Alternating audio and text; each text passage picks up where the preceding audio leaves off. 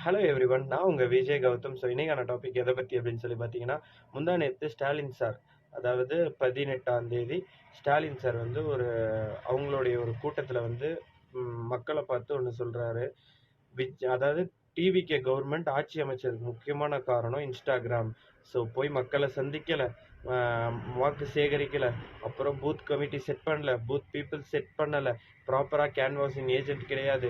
இதெல்லாம் இல்லாமையே வந்து வெறும் இன்ஸ்டாகிராம் மூலமா போய் ஆட்சியில உட்கார்ந்தது ஒரு அவல நிலையை ஏற்படுத்தியிருக்கு தமிழ்நாட்டுல அப்படின்னு சொல்லி ஒரு குற்றச்சாட்டை வந்து தாவேகா அரசுக்கு வச்சிருக்காங்க.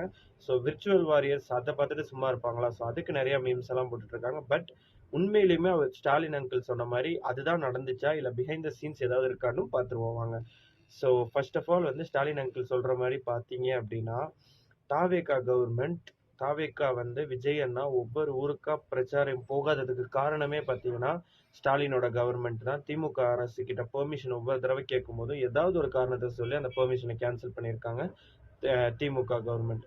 ஸோ அடுத்தபடியாக பூத் கமிட்டி, பூத் ஏஜென்ட்ஸ் எல்லாம் இருந்தாங்களா அப்படின்னு கேட்டிங்கன்னா, பூத் ஏஜென்ட்ஸ் எல்லாருமே இருந்தாங்க. நான் பர்டிகுலராக ஓட் போட போன இடத்துலையுமே தாவேக்காக்கு சம்மந்தப்பட்ட ஆளுங்க வந்து தாவேக்காவோட யூனிஃபார்ம், அந்த ட்ரெஸ் கோட் அதுலேயே இருந்தாங்க.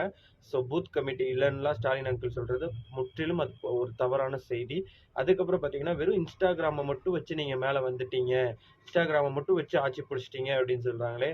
திமுக சார்பா என்னென்ன பண்ணியிருக்காங்க இந்த விளம்பரத்துக்காக அப்படின்னு பார்த்தீங்கன்னா, Sun News, Sun TV channels, யூடியூப்ல ரஜினி கமல் பேசியிருக்கிற அந்த ஒரு ஒரு விளம்பரம், அதுக்கப்புறம் பென் மீடியா, அதுக்கப்புறமா தினகரன், முரசொலி, அப்புறமா வந்து இருக்கிற எல்லா யூடியூப்ஸ்லையுமே இவங்களோட அட்வர்டைஸ்மெண்ட், இன்ஸ்டாகிராமில் எல்லாத்துலேயுமே இவங்களோட அட்வர்டைஸ்மெண்ட். இவ்வளோ பண்ணியுமே நீங்கள் தோத்ததுக்கான காரணம் மக்கள் மீது நீங்கள் சம்பாரிச்சு வச்சிருந்த அந்த வெறுப்பு, மக்களுக்கு அதிருப்தி, மக்களுக்கு உங்களோட கவர்மெண்ட்டை பார்த்து பயம்.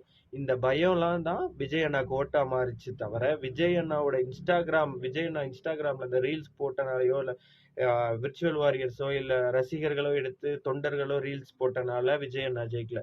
மக்கள் மனசுல அவருக்கு இருக்கிற நம்பிக்கையில அவரை கூட்டிட்டு போய் அரியாசனத்திலையும் உங்களை சொந்த தொகுதியான கொளத்தூர்ல தோக்கடிக்கிற அளவுக்கு வெறுப்பை நீங்க சம்பாரிச்சு வச்சிருக்கீங்க. மக்கள் ஒரே கட்சி தொடங்கி 2.5 வருஷத்துல அரியாசனம்ல உட்கார வைக்கிற அளவுக்கு நம்பிக்கையை விஜய் அண்ணா சம்பாரிச்சு வச்சிருக்காங்க. இதுதான் ரெண்டு கட்சிக்கும் உள்ள டிஃப்ரெண்ட். இதை மறைக்கிறதுக்காக ஸ்டாலின் அங்கிள் எங்க போய் எப்படி எழுந்தாலும் கடைசியில உங்களுடைய முகத்திரைகள் கிழிக்கப்படும்ன்றது இந்த காணொளி மூலமா கிளியரா தெரியும். நன்றி, வணக்கம்.